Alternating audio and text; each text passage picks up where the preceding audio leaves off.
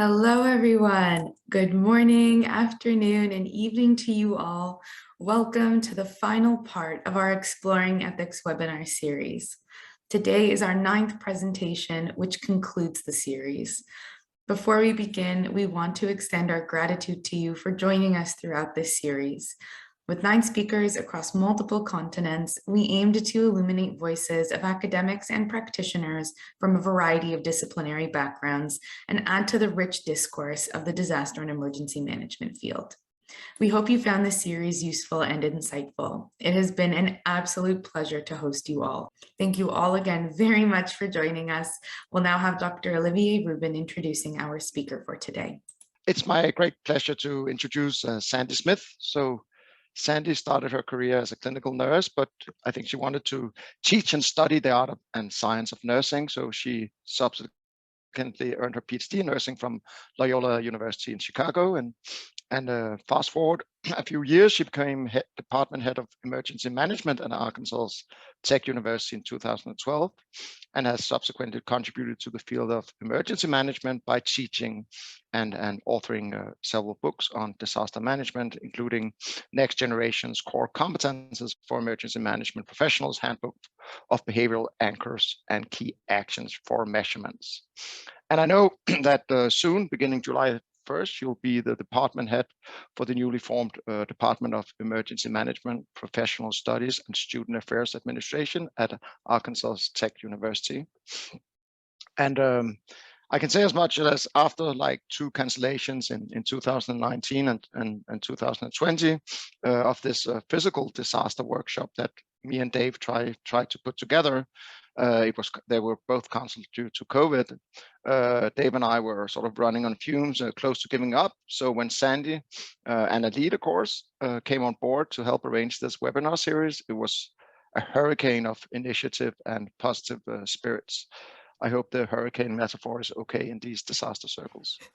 And so for the last month, Sandy and Dave and Alida have become my closest colleagues that I've never met in person. So it's my great pleasure to introduce Sandy. Sandy, the floor is yours. Thank you so much, Olivier. As I've shared with you, it has been an absolute delight to work with you and with Elite, and of course with my colleague, Dave. And I'm delighted to be with y'all today as we continue the Exploring Ethics webinar series, which began, as stated earlier, on April 6th. It's been a series of 9 presentations reflecting upon ethics in the midst of COVID and other catastrophes. And the first 8 presentations are amazing presentations. If you have not viewed them, you should. You should do it just because it will make you feel good. It will cause you to think deeply, or at least it did for me. And they're very energizing. The previous presentations have been followed by a question and answer. Today, we're doing interactive. It's like I was saying, come on, y'all, come to my classroom. Let's begin with me just sharing a little bit about what's going to go on, and then I want you to be part of that. And today, my desire is just to create that kind of dialogue and invite you in. So I do want to once again say, if you don't want to be on video at all, please keep your cameras off. If you do not want your voice to be shared, then you will definitely need to be in touch with Elite about that. We would like for you to please open up your microphone and ask questions and respond to questions. And in a few minutes, that is, of course, if you're comfortable doing so. Otherwise, you can do it in the chat.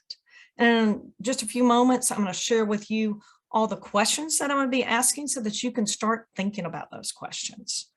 We're going to just continue to explore several questions and some other ones that have come up. But first, I want to provide you with an overview of this interactive discussion, facilitated discussion. Next slide, Dave. Dave has been so kind to run the slides for me because the only way I can do it is I would have my head turned for y'all the whole time. First, I want to begin with reminding you of the topics of our previous 8 sessions. Next. Second, I want to consider your thoughts about doing the right thing and what has been your lived experience of doing the right thing. So by slide 5, we will begin interacting. And this is slide 2, by the way. First by chat and then by video and voice, if you're comfortable doing so. Following the discussion regarding doing the right thing, I'd like to share with you a little bit about what I learned in 2005 from participants regarding the lived experience of doing the right thing. Third, we will then consider again what we see as the most important moral issues related to disasters in the modern world. And fourth, I'd like us to consider social justice as a means of doing the right thing. Next slide. So I would like you to begin thinking about first question that's coming up.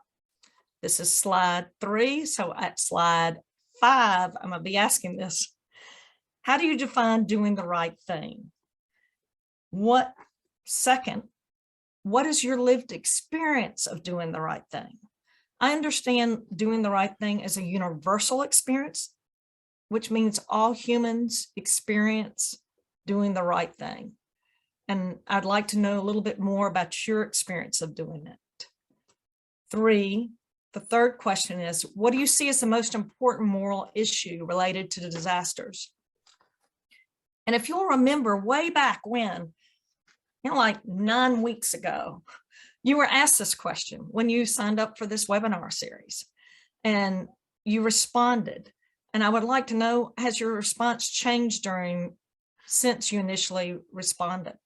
And then the fourth question I'd like for you to reflect upon is, how do we best address the moral issue of social justice? All right. So next slide. I'd like to just remind you for you to reflect upon this whole series as a whole. And that we began with my colleague, Professor Dave Etkin, sharing about disaster ethics in the 21st century and how context shifts morality.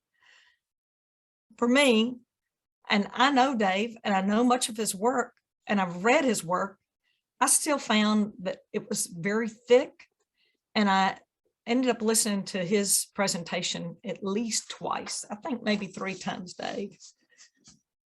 The next week, we heard from Dr. Austin Dalga regarding disparities in distribution. And then Dr. Maddie Hare shared with us about scarcity, health, justice, and healthcare leadership. The fourth session was by Dr. Andrea Adams regarding the ethics of access and equity in emergency management. I felt like this is all thanks to LEAP, the flow of how these presentations have been. And I felt like they each continue to just build upon each other. And then we heard from Dr. Ross Upshur regarding the ethical issues in the COVID-19 pandemic, are lessons ever learned. And I came away thinking, I don't know that all lessons are ever learned, or that we've learned them at least. And then Professor Peter Timmerman led us with thinking about Zen and the art of disaster management, followed by Dr. Andreas Rees regarding the WHO's activities on ethics and COVID.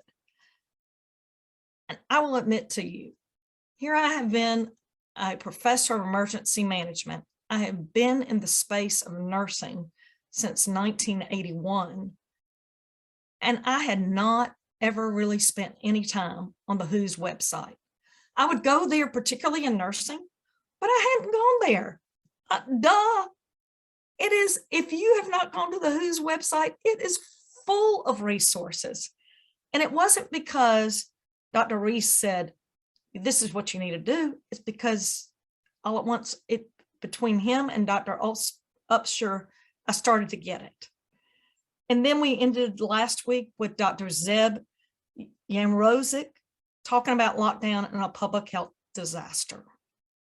Today, we're talking about doing the right thing. and thinking about, are we asking the right questions so that we can be doing the right thing?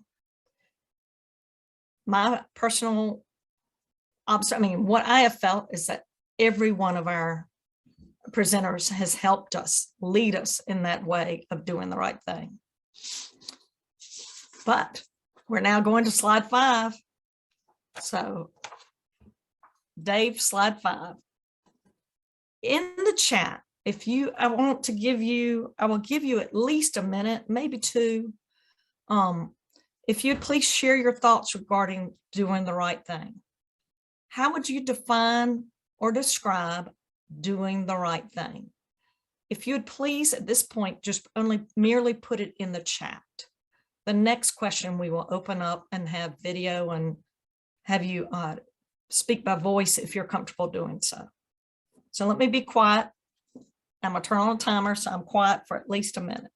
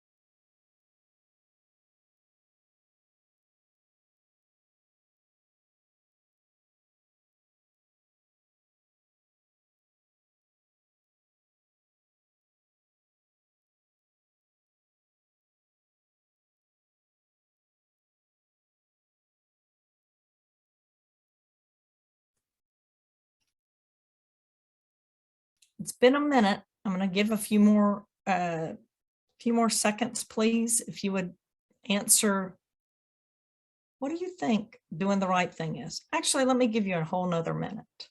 We've gotten great comments, but it's your definition. How do you describe doing the right thing?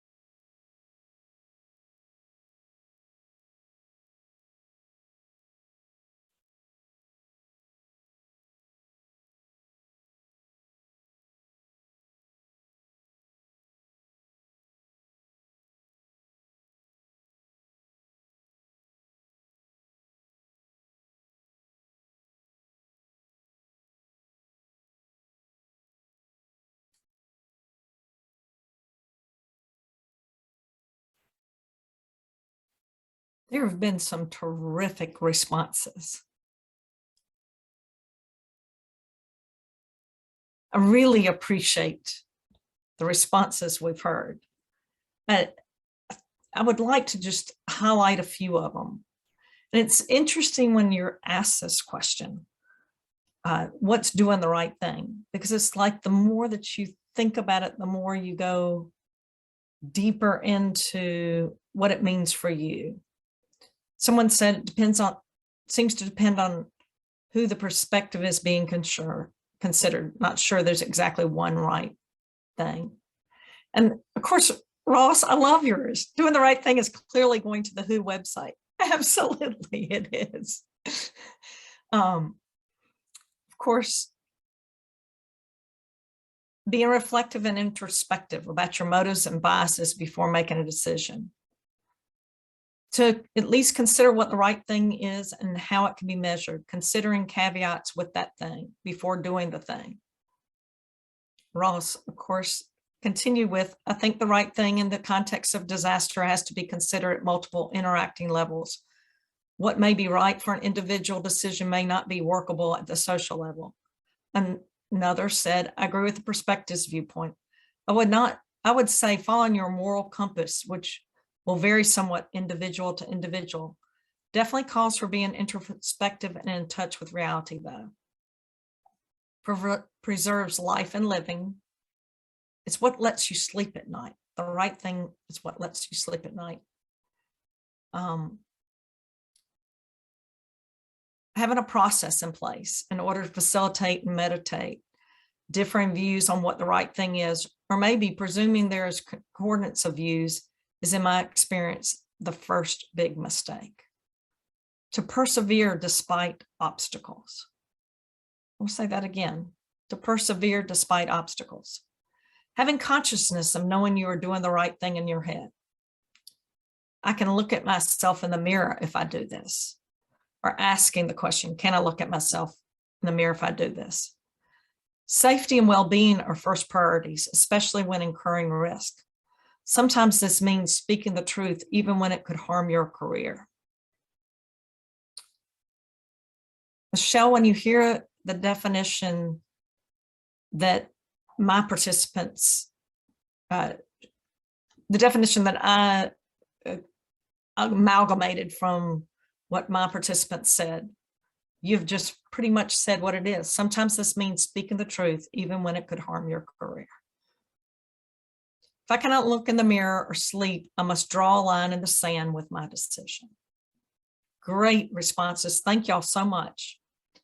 I'd now like you to consider turning on your video and speaking directly if you're willing. And if you're not comfortable doing that, if you'd please put it in the chat.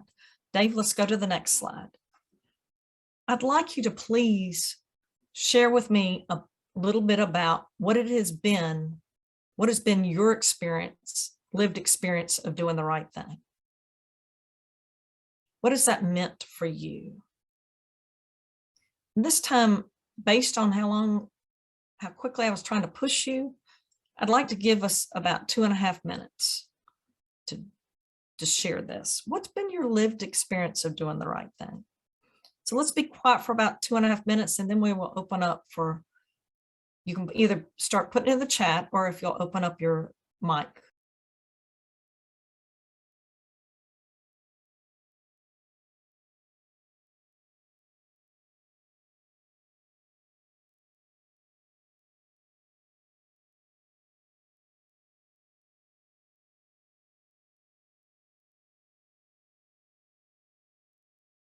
This is a great question. I'm interrupting you. No, I do not mean your lived experience of doing the right thing specifically related to emergency management.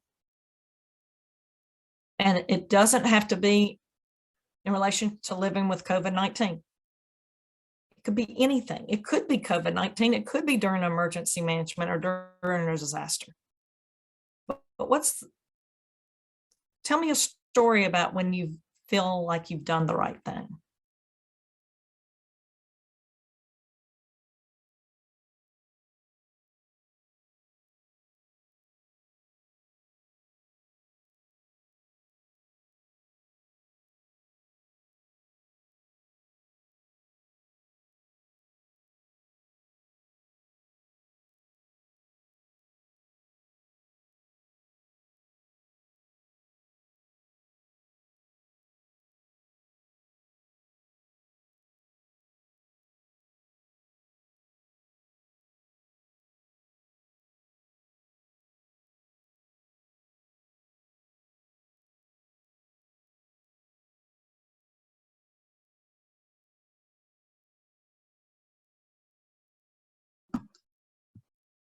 Hi. Can you hear me? Can indeed. Are you ready to Okay. share? Sure. So I Okay. was deployed to Thunder Bay Flood in 2012, and I was asked to guide some recovery caseworkers at site, which means that in the hardest hit area of Thunder Bay, where the flood hit the hardest, and the people were the most vulnerable in that area, I was asked to offer our services out of a tent.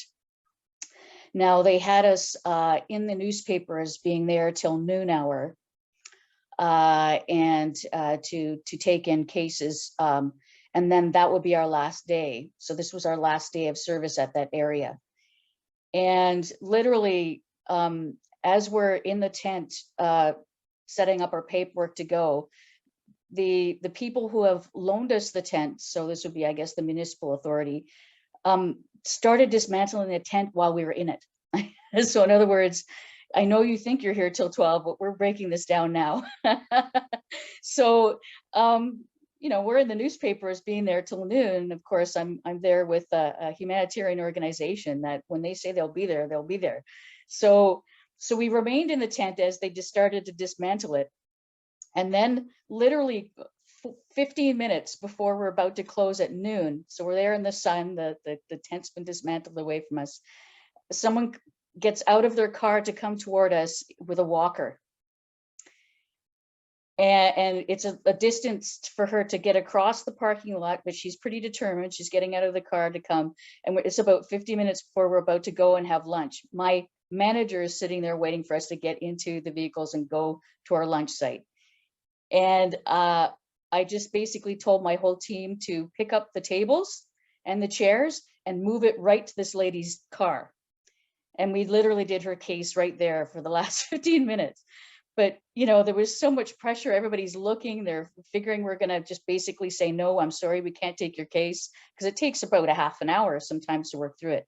So I made my team stay an extra 15 minutes while someone's, you know, tapping their watch. And basically because it was the ethical thing to do.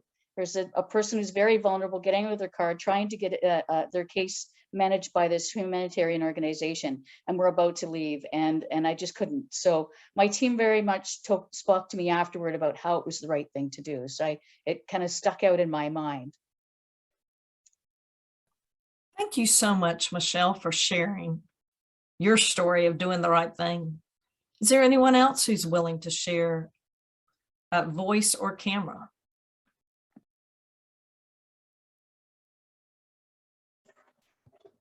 I'll share. This is Cassidy Ezine. Thank you, Cassidy. Hey everyone. Last year I worked with Pulaski County on their rental assistance, their COVID rental assistance program. And Pulaski County, I'm so sorry if any of you work for Pulaski County. They were pretty strict about how long these cases could be open, which I understand. We had a lot of cases to work through, but there were a couple cases specifically that came across to me that were older people who you could tell were not good with technology, and their cases ended up going way further over than they were supposed to. It was like, I believe, 5 to 7 business days, and then if everything wasn't done by then, we had to close it down. But these cases, I worked with them for probably maybe a month on one of them, just because they had so many issues that they needed help so badly that I was willing to stick my neck out there a little bit and take longer than I was supposed to. But in the end, I did get their cases done, and they did end up getting their rental assistance. So in the end, I felt really good about it.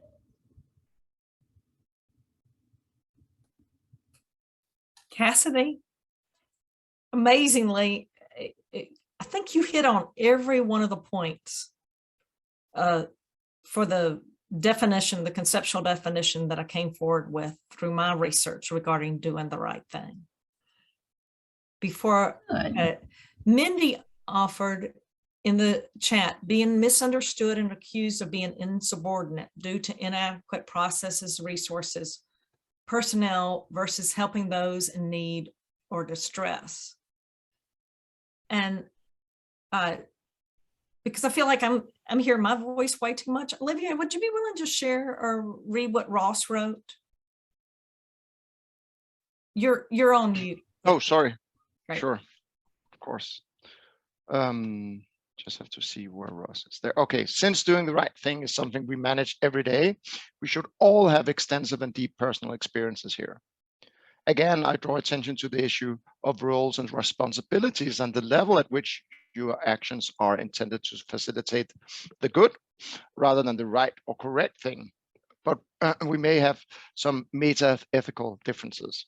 So my doing the right thing as a clinicians, where the orthodox principles of medical ethics serve as well, is quite different from my experience as a medical officer of health trying to enforce quarantine regulations during SARS and SARS-1. Sorry, my sore throat. Thank you.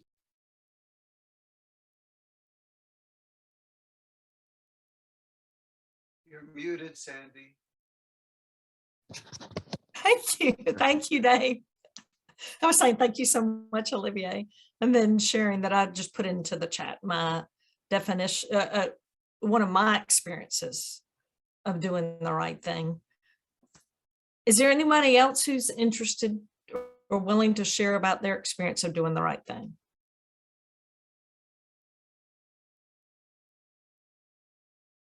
Okay, well, let's move to the next slide, please.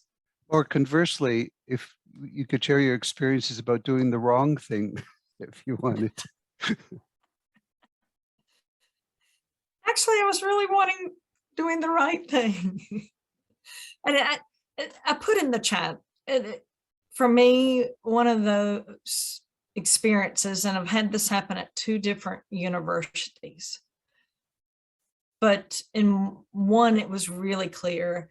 I stood up to the administration and I spoke out clearly. I mean, where they could not mistake what I was discussing about how it was not right to be demeaning to students. And I knew the day I did it that I probably would ultimately lose my job or need to leave. And that is indeed what I did, and that it became really clear that even after sharing with them, what happened for me was that they just made it harder for me to do my job. And I couldn't stand how students were being disrespected. And I ended up leaving and in my gut, I was okay with that because I didn't want to be part of an organization that did not have clear ethical boundaries about how we care and treat other people. Yeah. I just couldn't remain there. There's an Made me intuitive, sad. there's an Yes. intuitive test that people sometimes use using 3 criteria: the pillow test or the sleep test, the child test, and the newspaper test.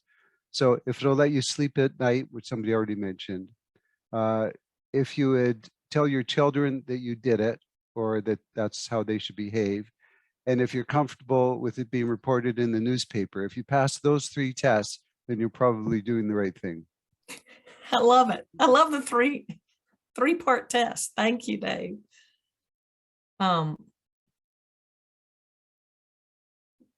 Thank you, Beth. She said that my story exemplifies what she means by drawing an ethical line in the sand. And I believe Ross added one more thing.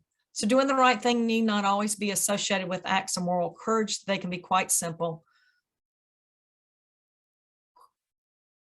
Quotidian, I'm not certain I know how to pronounce that correctly, informs the basis of a robust moral life. I totally concur. Thank you, Ross. Let's go to the next slide. And I would like to share with you what definition I had. It was a qualitative study, and I asked different people just to tell me about their lived experience of doing the right thing. And this was what ultimately came forward, is that the lived experience of doing the right thing is steadfast uprightness amid adversity as honorableness with significant affiliations, emergence with contentment. You go, that sounds kind of like gobbledygook. What's that mean? So next slide. Means one, that doing the right thing is a personal, first and foremost, it's a personal decision that involves risking being, not being regarded, being disregarded. It's your decision, and you've made the decision that you're willing to risk putting yourself out there, putting yourself on the line, doing something. Two, it always is an experience that's chosen amid adversity while honoring the importance of others, while honoring importance or important others to you, your affiliations, the people that you care about. And then three, it was an interesting thing for me in this study to come recognize that to every one of the participants, it always emerged with contentment. There was this satisfaction. There was this, I know I did the right thing. I know maybe I lost my job. But it was the right thing for me to do because I couldn't stand and, I couldn't continue X or whatever. So that's the definition I came forward with on doing the right thing. There's at the time in 2005, there was not a clearly defined definition in the literature that I was able to search, and I had several librarians helping me to find articles regarding doing the right thing. So it was the first time in 2005 for a definition to come out saying this is what it is. It's more abstract language. And I did even more abstract language than this in the format in which I use the Parsi research method. We're going to shift just a little bit. Let's go back. Oh, can you show the definition again? Well, sure. If Dave, are you able to go back to slide 8? Dave's trying to handle a couple things for people. There you go. The lived experience of doing the right thing is steadfast uprightness amid adversity, as honorableness with significant affiliations emerges with contentment. And if anybody has a question, you would like to ask a question about it right now, I'm happy to speak to it or answer it, or we can discuss at another time. Let's move to now slide 9. If you would please, either in the chat or by voice and video, would you please share your thoughts about what do you see as the most important moral issue related or issues related to disaster? And has your response changed since you initially responded? For some of you, that might have been 9 or 10 weeks ago. For others of you, it might have been shorter time. Once again, let me give you about not quite 2.5 minutes.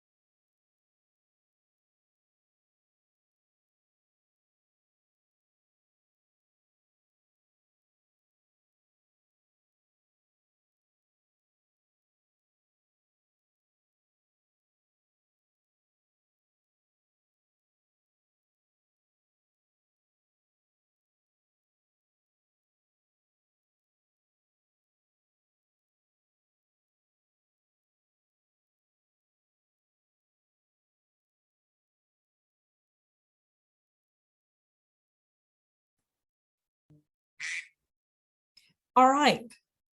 For those of you who are willing to share by voice, please do so, and then we'll read some of these other answers that people have given.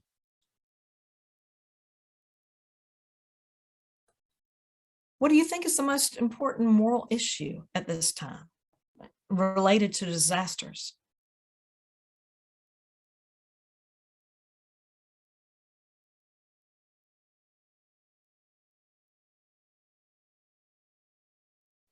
Okay, I'm going to just jump in. I appreciate it, Trevor, you sharing that your response hasn't changed. There's systemic racism within global disaster response. We north of the equator are generally very good at responding to disasters north of the equator. However, we are much less motivated to help in more developing countries. My personal experience most recently is in Madagascar. There were 4 tropical cyclones in 6 weeks there this spring, and almost nobody even knew about them. And this was a very, very small response from the, and there was therefore a very, very small response from the global disaster community, disaster emergency management community, response community. Another said, I think that with so much media information and news stories, that the moral context has changed considerably. That's, of course, what Dave did highlighted in the very first presentation of this webinar series. And that societal interests are even more difficult to discern and are very complex and wide ranging. And Olivier, or since you're on camera, are you willing to read a couple of them? And I'll just keep picking up where you. Sure, my voice is not the best, but you actually read the. I haven't read Ross's or Dave's. Oh, Ross's. Okay, I'll go up and take Ross's. I think my this is Ross. Sorry. I think my response may lead into the discussion around social justice, but I think the issue at the system level of response, of ensuring that the most disadvantaged are not made worse off, needs to be a contender. If this commits disaster response to a form of prioritizationism, as opposed to typical maximization, utilitarian reasonings, then so be it. But it will also alter how we prepare and plan for disasters in the future. So I have to sort of chew on that a little bit.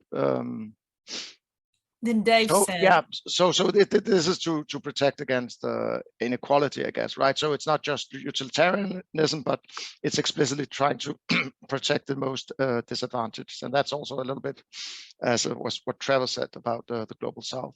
And then we have David, acknowledging the rights of others and our duties towards them. That was kind of easy to read. Thank you. Yes. I'm looking at the time. Let's go on and move to slide 10. And this is a word cloud of the most frequent 100 words in the answers submitted about 9 weeks ago. I love it. Dave did this for us, and I love how it makes it very clear some of the words that continue to come up. Dave, would you please move to slide 11?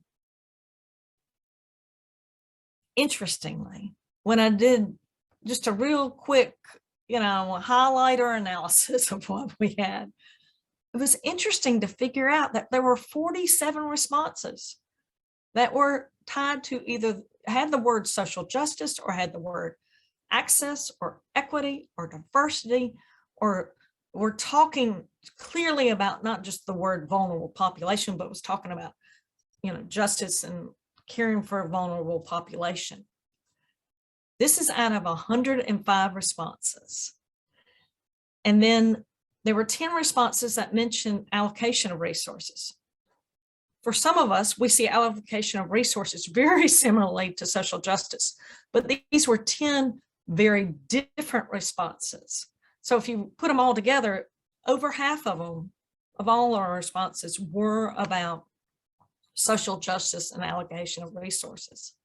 9 responses specifically were related to politics or politicians. 9 responses were adjectives. both positive and negative connotations, such as there might be the word corruption, or there might be the word greed, but there might be the word public trust, which is not necessarily a negative. We want public trust, right? And then 8 responses were regarding healthcare or public health, or maybe medical workers, something in that space. 4 responses were regarding refugees and immigrants or immigration. And then 3 responses were mentioned leadership specifically. Found this quite fascinating. So now on slide 12, I'd like us to think about, and I would love it, love if we could have more of you speaking and sharing directly, because I would love to have a true interaction and engagement. But I'd like you to share your thoughts about how we might address the moral issue of social justice.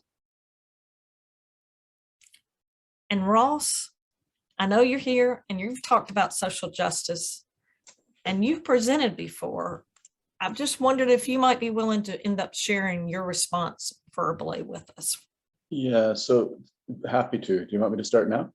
Well, sure. Why don't you start now so we can have engagement? So first is getting clarity on the very issue of social justice itself. So there are rival theories that are proposed to give accounts of what social justice is and what we may owe others on account of social justice. And that's why I raised the issue. And it does relate to priorities, but not just of resources, but of actually how we think of preparing for and responding to a disaster.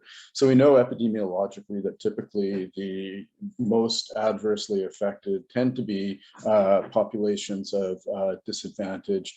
Some of the reasons for that disadvantage may be related to structural issues in society that are of longstanding, regard, issues around racism, colonialism, et cetera, or other things that have made people particularly vulnerable to certain disasters such as aging, disability, et cetera, et cetera. So we know that. We a priori know that if you look back at the history of disasters, at epidemics, et cetera, that the morbidity and mortality is differentially applied. We've seen that now also with COVID. So this is, am I going to raise this to the level of a general law of nature? No, not quite, but boy, it sure gives you what we would call in stats language, a very strong informed prior about where the action is going to be. So if we know this on the basis of longstanding history, then we have an obligation to respond in such a way. So I tend to use the theory of social justice from Madison Powers and Ruth Fadden, who wrote a book on social justice as being sort of the foundation of public health. And I work in public health and clinical medicine. So it may not necessarily graft on exactly into a disaster context, but I think it's pretty robust. There's other things like capability theory and others that can help. And it's just a very simple maxim. One is that you need to have a lens when you're, at the end of any disaster, there's always an evaluation. And if you go back and you look and you find that you've perpetuated the usual historical practices of ensuring that the most disadvantaged come out of a disaster even worse off, then we failed. And so you need to, that's why so prioritarianism is a commitment to servicing the needs of those who are likely to be more disadvantaged above other segments of the population.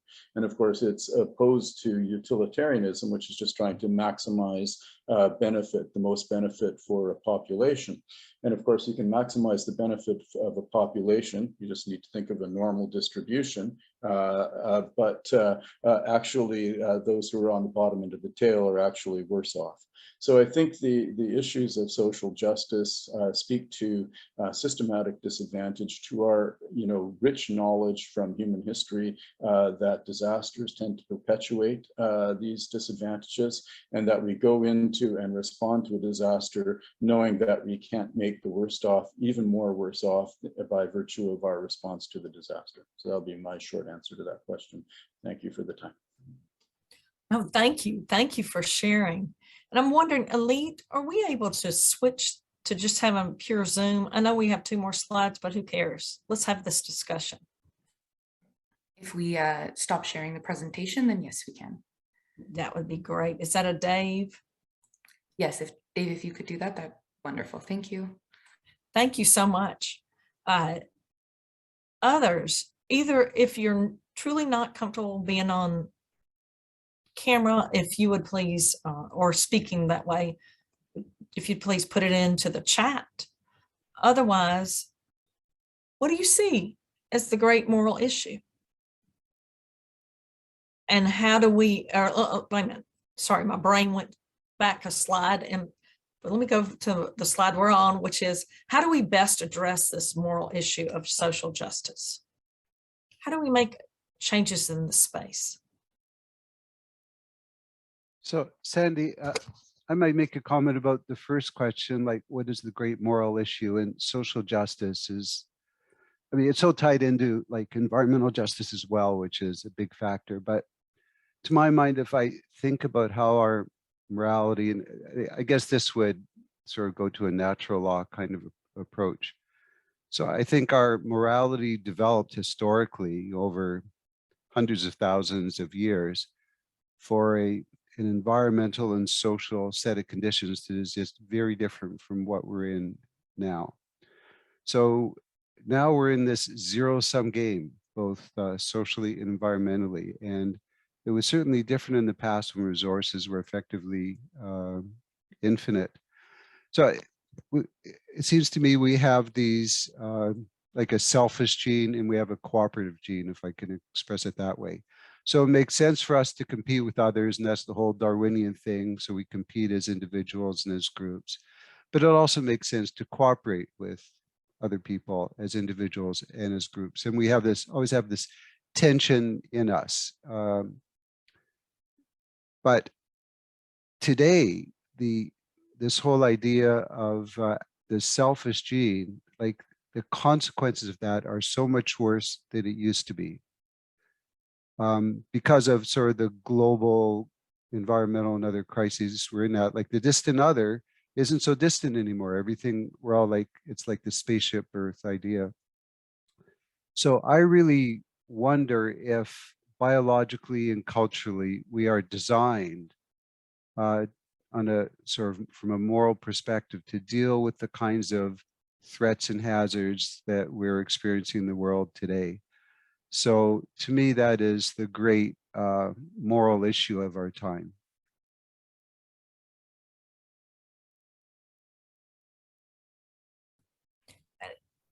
I want to clarify to make certain I've got this. Dave, you're thinking that the moral issue is whether we're even designed to be able to deal with these issues? Yeah, I don't think we are. Like the very idea of countries. I mean, we gradually move to larger and larger social political units to cooperate with, you know, in larger ways because of the advantages that it offered. But we're living in a world now where, if countries are going to war with other countries, that means we're not solving problems of climate change, species extinction, you know, all these sorts of things that are potentially existential to our civilization. And so the very like macro, the way we have organized our society politically and socially, I don't think it works well with the set of problems that we face in today's world. And so, and it comes down to, I think, a moral crisis in a way, which is like a conflict between communitarianism and libertarianism.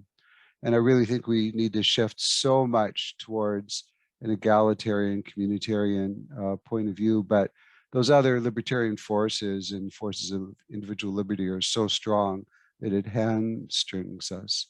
And so I just wonder, like, how well we are designed morally to deal with the problems of today's world. And I don't think we're doing a good job at it. And it's urgent because we don't have many centuries to wait to culturally evolve in order to try and adapt to it. And if we're going to be just reactive and, you know, like evolve in response to what happens to us, then the inertia in the system is just going to make that a failed strategy. So to me, if I look at it from a very macro point of view, that's the great moral crisis of our time. And I'm just not sure what to do about it, actually, except to talk about it a lot and try and get people to see how important it is. Thank you. Thank you for that clarification. I'm curious, for those who've heard Dave share this, what do you think? Do you think it's a matter that humans weren't designed to be able to deal with this?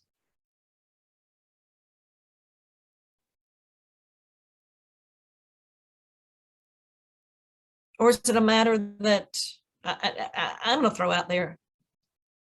I believe humans are capable to deal with it. I think for me, what I viewed from my worldview is people don't want to deal with it. They want to be taken care of. They want things very black and white, and they cannot live in the gray world. And so what they can't deal with, they don't believe, such as climate change. Some of you are going to die to hear this, but this is the truth.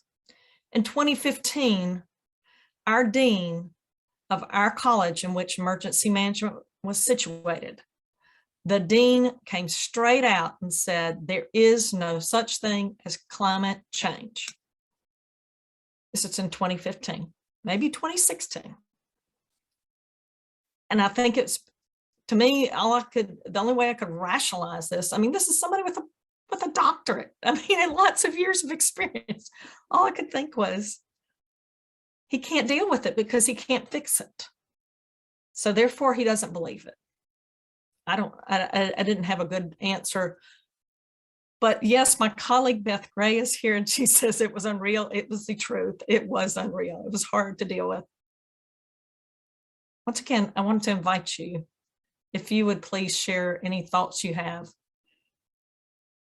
In the chat, it's been shared, politics and capitalism and corruption eroding our social fabric, are eroding our social fabric.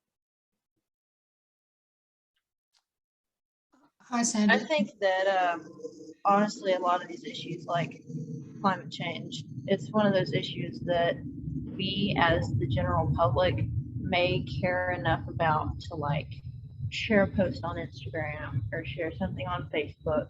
But when it comes down to it, don't actually care enough to do anything about it and expect our world leaders to do something about it. And for the most part, they say they will and they don't do anything either.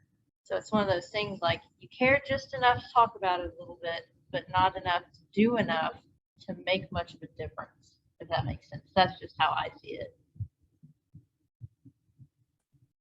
Thank you, Cassidy. Appreciate that. And I think, Marnie, you were about to speak. Yeah, yeah. I think I'm probably not as judgmental. My sense is the values that perhaps got us through the last century about, certainly in Canada and probably the States, although I won't speak for that, were about industrialization and modernization and capitalism. And that's how many of us got through university and society built up. And so my sense is it's, to me, an evolution where we're now facing different societal challenges about perhaps, certainly in Canada, we would love to have a higher population base, and climate change is probably something to think about societally. I guess I have great confidence that, again, as we evolve, as we've always evolved in our societal discussions, we'll evolve through disaster management, which we're now seeing on a global scale. We never have, except maybe world wars, and most of us weren't in those. So now we're getting into a whole set of different skill sets. And I do think someone's comment was talk about it, talk about it, talk about it, you know, write about it in the Toronto Star, but there's no sort of right or wrong. It is to create those awarenesses. And like Ross, the experiences we had in SARS were good people trying to do the right thing. And I think that's probably true in COVID. And while we look backwards and we think, my God, that was not the right thing. I think that's the value of these conversations. But I'm not expecting politicians to be any stronger in ethics than teachers, than doctors. I just don't see it that way. I think we all have to kind of be taught to understand and explore. And I think we're ready for that. But I guess I'm very encouraged by where we are. And I do think that will evolve and continue to evolve in a positive way. Thank you. Thank you so much, Marnie, for sharing. We've come to the end of the hour. And I, of course, always can find that I hunger for more of these discussions. And I really appreciate the students who joined us today. I don't know that you would know that they were students, but I know several of them are. And thank you so much, Ross, for being with us. Again, Olivier, is there something that you would like to say as we conclude this webinar series? I think this one was difficult for me to contribute with because the questions were too big for my mental capacity. But it was really interesting to listen to. So thank you a lot. And my voice is acting up a little bit. That's maybe also why I've been a little bit quiet in this session. But I mean, it was really big questions in this sessions that provide food for thought.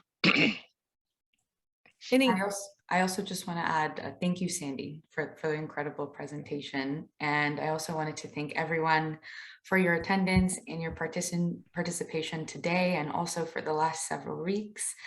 We've been very grateful that you've been here with us. Some of you as early as April. Our team will be staying behind to answer any questions you may have or address any comments you have. And thank you again so much for being here with us today and over the last several weeks. We look forward to speaking with you all and seeing you all in the near future. Thank you, everyone. And I'm loving it. We've got a young man on the screen. This is Now. And Dr. Smith is my boss. She's awesome. She'll correct me and say she's my colleague. But anyway, my grandson Graydon is here, and he's been with these questions have really challenged us, and we've been answering them with each other and sharing some in the chat. So thank you. And this series has been phenomenal. Dr. Smith and I are going to use the recordings in our ethics and legal classes that we teach next fall. Thank you so much. Thank you. Thank y'all all for being here. And if anybody wants to continue discussion on anything, feel free to just shout it out. We don't have to jump off, but there are several of you who will need to be off.